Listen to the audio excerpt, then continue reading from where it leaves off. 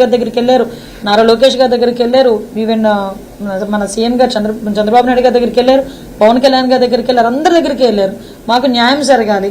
ఈరోజు ఒక డ్రైవర్ని చంపేసి డోర్ డెలివరీ చేసేసి ఈరోజు వచ్చి శాసన మండలిలో కూర్చుంటా ఉంటే నిజంగా కడుపు కోత భరించవలసిన తల్లిదండ్రులకి ఎంతైనా బాధ ఉంటుంది.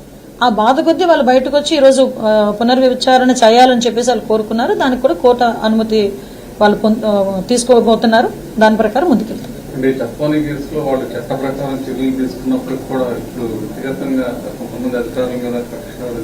ఇందులో కక్ష సాధింపు అని మాట్లాడుతున్నారంటే నాకు అర్థం కావట్లే. జత్వానీ గారి కేసులో మీకు తెలుసు, ఆవిడని ఇంతకు ముందు ఏదో ఇబ్బంది పెట్టారని చెప్పేసి ఒక లేడీ బయటకు వచ్చి ఎక్కడో పక్క రాష్ట్రం నుంచి మన పోలీస్ డిపార్ట్మెంట్ మీద నమ్మకంతో, ఈరోజు ఎన్డీఏ గవర్నమెంట్ మీద నమ్మకంతో ఆ రోజు వచ్చి మనకు ఒక కంప్లైంట్ ఇచ్చిన తర్వాత దాని మీద విచారణ జరిగిన తర్వాత ఆ విచారణ నేపథ్యంలో కొంతమంది ఐపీఎస్ ఆఫీసర్స్ అందులో ఇన్వాల్వ్ అయ్యారని సంగతి తెలిసి వాళ్ళందరినీ కూడా కేసులు పెట్టి సస్పెండ్ చేయడం జరిగింది. అందులో భాగంగానే విద్యాసాగర్ అనేవాడు కూడా అరెస్ట్ చేసి ఆ రోజు పెట్టుకోవడం జరిగింది. ఓవరాల్ గా 7A1 నుంచి A7 వరకు ఉన్నారు.